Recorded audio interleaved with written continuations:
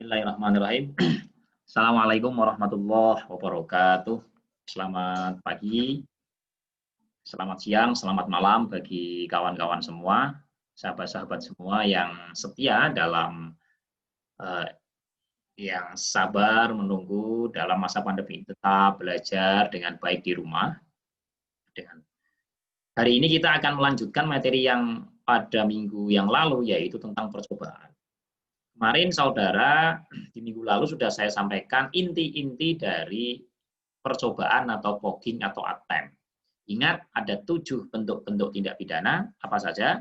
Yang pertama adalah permufakatan jahat, kemudian persiapan, percobaan, tindak pidana, kemudian ada perbarengan, ada juga penyertaan, dan juga yang terakhir adalah residif, pengulangan, gitu ya.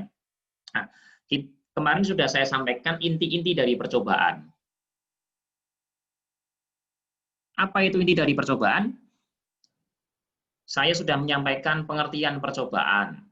Di undang-undang tidak ada, tapi ada batasan-batasannya. Ada unsur dari percobaan, yaitu niat, permulaan pelaksanaan, dan tidak selesainya perbuatan bukan semata-mata disebabkan karena kehendaknya sendiri. Yang kedua, saya sudah sampaikan juga bagaimana pidana, sanksi pidana bagi orang yang melakukan suatu tindak pidana percobaan. Di sana ada yang namanya, ada yang dikurangi sepertiga. Ingat ya, dikurangi sepertiga ini rata-rata untuk kejahatan. Ya, kecuali yang dipidana mati dan lain sebagainya. Sudah saya sampaikan demikian, dan saudara nanti akan saya berikan soal bagaimana menjawab suatu berapa pidananya suatu percobaan. Nah, pada kesempatan kali ini karena saudara sudah mengetahui inti dari percobaan, maka saya akan mencoba menarik ke belakang kembali tentang teori-teori yang melingkupi tindak pidana percobaan. Saudara sudah punya buku ini ya, Hukum Pidana 2 ya. Ini yang lama, karangannya Profesor Dr. Bardanawi Arif. Ini juga guru saya dan gurunya kalian semua. Ini kalau kita lihatkan silsilah guru ya. Nah, ini lihat. Jadi silsilah guru saya itu saya belajar dari Pak Ali Masyar, kemudian Pak Ali Masyar belajar dari Profesor Barda, Prof. Barda adalah murid dari Prof. Sudarto, Prof. Sudarto adalah murid dari Prof. Mulyatno. Jadi silsilah keilmuan saudara ini tidak main-main, karena saudara langsung ilmunya turun dari begawan-begawan hukum. Kalau saya itu kan hanya penyampai saja, hanya kelewatan saja. Tapi yang sejatinya begawan-begawan hukum ada di atas-atas ini. Ada Prof. Mulyatno, Prof. Sudarto, Profesor Dr. Barda Nawawi Arif, dan juga Pak Dr. Ali Mazhar. Ya. Jadi itu. Nah, sekarang kita akan kembali lagi ke pembicaraan tentang percobaan. Nah, oke. Di sini kita akan lihat. Nah, ini kita akan mulai di sini. Apakah percobaan merupakan delik sempurna atau tidak sempurna? Nah, ini penting. Kita akan bicarakan ini. Apakah percobaan merupakan delik sempurna atau tidak sempurna? Percobaan dipandang sebagai straffausbildungsgrund, artinya bahwa percobaan itu adalah dasar memperluas dapat dipidananya orang. Jadi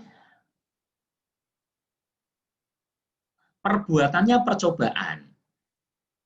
Sehingga orang yang melakukan percobaan tindak pidana itu meskipun tidak memenuhi unsur delik tetap dapat dipidana karena ada karena ada perluasan dari orang yang dapat dipidana, yaitu apa? Yaitu terdapat di dalam pasal 53. Di dalam pemahaman ini, di dalam pandangan ini, memperluas dapat dipidananya orang, straffausbildungsgrund ini, percobaan dianggap sebagai delik yang tidak sempurna. Jadi, ini bukan delik, begitu bahasanya. Ini bukan delik. Tapi orang dapat dipidana karena memang walaupun ini belum masuk ke dalam delik yang sempurna, tindak pidana yang asli, tapi dia ada pasal 53 yang memperluas orang itu dapat dipidana. Akhirnya dengan pandangan ini sebenarnya secara singkat mengatakan begini. Percobaan bukan tindak pidana. Loh, tapi kenapa kok dapat dipidana? Karena ada perluasan orang yang dapat dipidana. Sehingga kalau teorinya bahwa orang yang dapat dipidana itu adalah orang yang melakukan tindak pidana, tidak berlaku bagi percobaan. Bagi percobaan, orang dapat dipidana walaupun orang tidak melakukan suatu tindak pidana. Walaupun orang belum memenuhi unsur-unsur tindak pidana. Biasanya begitu. Kalau saya membicarakan, ini agak lumayan saudara harus merenung ini. Harus perenungan tinggi, karena bahasa yang kita gunakan dalam membahas ini memang agak tinggi-tinggi ini. Kalau tidak direnungkan mungkin akan lepas pemahaman. Jadi kalau saya bicara tentang orang yang melakukan tindak pidana, berarti pikiran saudara jangan dibawa ke orang-orang yang melakukan perbuatan jahat. Ansih, tapi harus masuk kepada orang yang melakukan perbuatan jahat atau pelanggaran, tapi masuk pada rumusan delik, begitu loh. Ingat, walaupun jadi kalau kita bicara tentang tindak pidana, sejahat-jahatnya orang, kalau tidak masuk rumusan delik kan tidak dapat disebut sebagai suatu tindak pidana karena ada asas legalitas. Kan demikian. Ini harus kita pegang dulu. Pemahaman-pemahaman tentang delik material dan lain sebagainya nanti kita akan bicarakan di semester 5 lah. Ini kita akan bicarakan yang pasti-pasti dulu, yang harus saudara ketahui. Ya, istilahnya tafsir-tafsir nanti. Nah, tafsir-tafsir nanti. Tapi kita bicara ini dulu. Karena kalau dasarnya sudah kuat, nanti setelah itu pemahaman saudara akan ada pengembangan pemahaman, itu urusan nanti. Nanti akan lebih bagus. Tapi kalau saudara tidak pernah belajar inti-inti dari tindak pidana, inti-inti dari hukum pidana, tiba-tiba saudara langsung melakukan suatu pemahaman, membongkar pemahaman yang kepastian, ya saudara akan ketinggalan informasi, ketinggalan ilmu pengetahuan. Jadi demikian ya. Nah, sehingga percobaan dianggap sebagai delik yang tidak sempurna. Gitu ya, memperluas. Nah, yang kedua, percobaan sebagai tatbestan denungsgron. Dapat memperluas, dapat dipidananya perbuatan. Nah, kalau ini berbeda. Kalau ini, percobaan dianggap sebagai delik sempurna. Kenapa delik sempurna? Kenapa delik sempurna? Ini bahasanya begini. Bahwa percobaan, walaupun tidak memenuhi unsur delik, misalkan begini ya, 338 dikatakan barang siapa dengan sengaja merampas nyawa orang lain maka dipidana dengan pidana penjara 15 tahun. Saudara bisa lihat dalam pasal 338. Jadi kalau ingin disebut sebagai tindak pidana atau perbuatan pidana pembunuhan, maka ya harus ada unsurnya. Barang siapa dengan sengaja merampas nyawa orang lain, harus merampas, jadi harus betul-betul membunuh orang. Harus betul-betul ada yang mati, begitu ya. Baru dikatakan sebagai tindak pidana pembunuhan. Baru dikatakan sebagai delik yang sempurna, delik yang selesai, asli delik, gitu ya, asli tindak pidana. Tapi kalau percobaan itu kan baru mencoba. Coba saudara masukkan dalam pasal 338, kan tidak akan masuk. Karena orangnya belum mati, orangnya belum meninggal. Sehingga ini bukan merupakan delik. Itu kalau kita bahasakan di dalam tadi, yang apa? Yang pandangan yang pertama. Tapi, akan tetapi, beberapa pakar seperti Prof. Mulyatno, itu juga menyatakan tidak demikian. Tapi ini adalah, kalau yang namanya percobaan itu bukan bukan merupakan perbuatan pidana biasa. Dia tetap dikatakan sebagai delik sempurna. Delik sempurna. Jadi kalau kita lihat, kalau saya lihat begini ya. Kenapa kok percobaan dikatakan delik sempurna? Disebut sebagai delik itu bagaimana coba? Kita akan lihat. Disebut sebagai delik apabila memenuhi unsur-unsur dalam undang-undang. Unsur-unsur itu dinyatakan sebagai tindak pidana, kan demikian. Sekarang kalau unsur percobaan pembunuhan itu apa? Sempurna belum? Kan sempurna. Karena ada perkawinan unsur antara pasal 338 sama dengan pasal 53. Antara pasal 53 dengan pasal-pasal kejahatan yang lain. Maka unsur percobaan pembunuhan bukan hanya pasal 338, tapi unsur percobaan pembunuhan itu pasal 53. Pasal 338 junto pasal 53. Jadi ada perkawinan antara pasal 338 dan pasal 53. Nah, sekarang perkawinannya seperti apa? Kan begitu pertanyaannya. Perkawinannya seperti apa?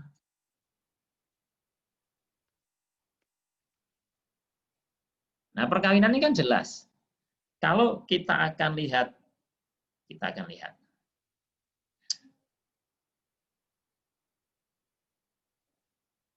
Nah, sekarang perkawinannya seperti apa kalau itu delik sempurna? Nah, begini. Pasal 5, pasal 338, pasal 53 ini tentang percobaan. Ini kalau dikawinkan menghasilkan unsur pasal 338 dan juga unsur plus unsur pasal 53. Nah, ini kalau dikawinkan, ini kan menjadi unsurnya barang siapa dengan sengaja merampas nyawa orang lain, akan tetapi tidak selesai rampasan, tidak selesai perbuatannya itu, tidak selesainya bukan disebabkan karena kehendaknya sendiri. Nah, yang demikian itu akhirnya masuk yang namanya TP percobaan pembunuhan, kan begitu. Nah, karena pendapat ini, karena berbicara soal ini harusnya di sini ya, nah di sini. Karena ini ya di sini tadi ini ya, percobaan PP 53 pasal 53 dan pasal 338 ini, karena rumusan ini maka jelas yang namanya percobaan itu dianggap sebagai delik yang sempurna, betul-betul delik. Ya. Istilah lainnya delictum sui generis, yaitu delik dalam apa? Dalam bentuk lain. Nah, itu ya, delik khusus. Ya, delik khusus. Delictum sui generis, ini istilahnya. Nah, saudara bisa lihat di dalam bukunya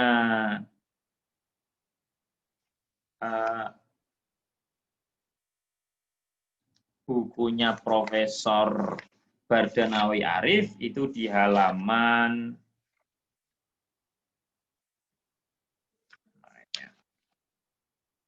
sebentar, saya tak lihatkan biar saudara jelas. Karena kalau saudara jelas, saudara akan repot. Nah, ini di halaman awal itu percobaan, apakah dianggap sebagai delik selesai maupun delik yang tidak selesai.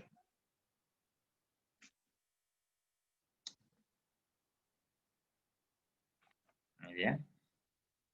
Delictum sui generis merupakan delik yang berdiri sendiri. Delictum sui generis itu istilah lain dari delik yang sempurna tapi dalam bentuk yang khusus. Ini ya delictum sui generis. Tulisannya seperti apa? Delictum sui generis. Ya, jelas ya. Jadi ini makanya dianggap sebagai delik sempurna.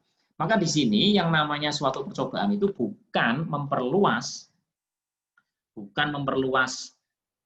dapat dipidananya orang, tapi memperluas dapat dipidananya suatu perbuatan. Atau istilah lain, memperluas dapat disebut tindak pidananya suatu perbuatan. Jadi dapat dipidananya suatu perbuatan. Nah sekarang kita ikut yang mana? Saya terutama. Saya kan harus juga punya pendirian. Kalau saya menganggap bahwa percobaan itu adalah delictum sui generis. Delik sempurna dalam bentuk yang khusus, sesuai pandangan Tartestan dan Nussgron. Sesuai juga dengan pandangan Profesor Dr. Mulyatno. yang guru kita semua ini. Jadi kenapa demikian? Alasannya ini, kalau penglihatan jelas menyatakan ini. Ya, kelihatan ya. Jadi alasannya adalah bahwa yang namanya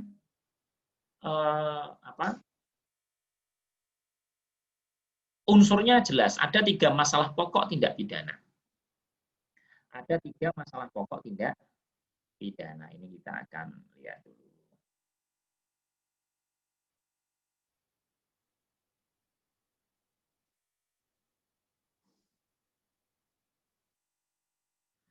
Ada 3.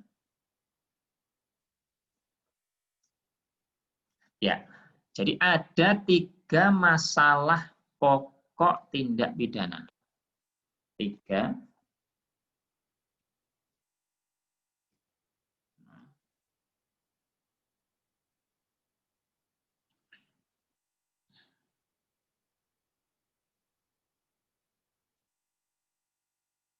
Ada 3 masalah pokok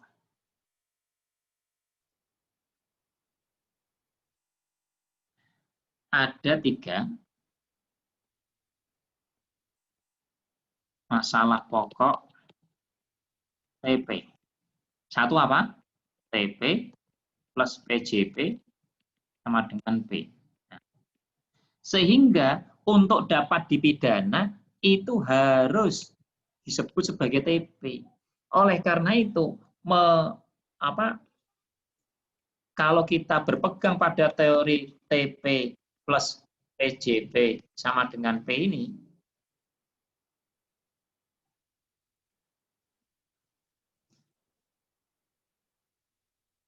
kalau kita berpegang pada ini, maka kan harus kalau ingin dipidana, harus itu merupakan suatu tindak pidana. Sehingga kalau percobaan itu dipidana, maka ya percobaan itu merupakan suatu tindak pidana. Ini kalau perlu melihat. Nah, kemudian ini alasan pertama, orang dapat dipidana karena melakukan suatu delik. Tidak bisa orang dipidana yang tidak melakukan delik. Kalau delik itu belum sempurna, maka itu akan melanggar asas legalitas. Kan demikian. Wong belum suatu delik kok dipidana. Nah, itu. Kemudian yang kedua, sifat berbahayanya suatu perbuatan bagi keselamatan masyarakat. Jadi memang perbuatan percobaan sudah sangat berbahaya. Ini seperti teori apa? Teori dapat dipidananya suatu percobaan karena teori perbuatan material. Nah, karena teori material. Terus kemudian hukum adat mengenal percobaan sebagai delik sempurna. Jadi coba saudara lihat, kalau saudara ada orang yang melakukan percobaan pembunuhan, itu kejahatan apa bukan? Jahat. Itu dianggap patut dipidana, patut diberi hukuman apa tidak? Patut, kan demikian. Kemudian di KUHP ada perbuatan yang dipandang sebagai delik berdiri sendiri walaupun delik itu belum selesai. Contohnya adalah perbuatan makar dan lain sebagainya. Jadi ada contohnya bahwa itu merupakan delik yang berdiri sendiri, yaitu delictum sui generis. Ya. Selanjutnya kita akan bicara tentang dasar dapat dipidananya suatu percobaan. Dasarnya ada 3, kawan-kawan semua. Yang pertama adalah teori subjektif, yang kedua adalah teori objektif, yang ketiga, ini. Yang ketiga adalah nanti teori campuran. Oke. Jadi, percobaan dapat dipidana. Percobaan dapat dipidana itu karena ada 3 teori. Yang pertama teori subjektif. Bukan karena ya, percobaan dapat dipidana itu mengapa sih dapat dijelaskan dengan 3 teori. Yang pertama adalah teori subjektif. Jadi patut dipidananya percobaan itu karena sikap batin yang jahat. Mengapa sih percobaan kok dapat dipidana? Karena sikap batinnya sudah jahat. Wataknya sudah berbahaya. Sehingga patut dipidana. Gitu. Kemudian yang kedua teori objektif. Kenapa sih percobaan kok patut dipidana? Kalau kita lihat dari teori objektif, maka jelas bahwa perbuatan walaupun dalam tahapnya percobaan suatu tindak pidana itu sifatnya sudah sangat membahayakan. Jadi perbuatannya sudah berbahaya. Karena coba mencoba membunuh berbahaya tidak? Sangat berbahaya, sehingga patut dipidana. Nah, teori objektif ada dua, objektif formil dan objektif material. Objektif formil adalah bahwa perbuatan percobaan itu, percobaan suatu tindak pidana itu berbahaya kepada tata hukum. Dia sangat berbahaya, melanggar undang-undang, begitu loh. Jadi perbuatannya melanggar undang-undang. Kemudian yang kedua, objektif material. Artinya apa? Bahwa ini menitik beratkan pada sifat berbahayanya perbuatan terhadap benda atau kepentingan hukum. Bahwa perbuatan yang dilakukan seseorang walaupun dalam tahap percobaan itu sudah membahayakan terhadap benda maupun kepentingan-kepentingan hukum lainnya, hak dan kewajiban dan lain sebagainya. Demikian ya. Jadi ini objektif material. Karena ada berdasarkan pandangan-pandangan teori objektif ini, maka percobaan patut untuk dipidana. Yang ketiga adalah patut dipidananya percobaan itu ada dijelaskan yaitu teori campuran. Kenapa? Bahwa percobaan patut dipidana karena apa? Karena dapat dilihat secara subjektif dan objektif. Karena sikap batinnya memang yang sangat berbahaya, sikap batinnya yang jahat, juga perbuatannya membahayakan.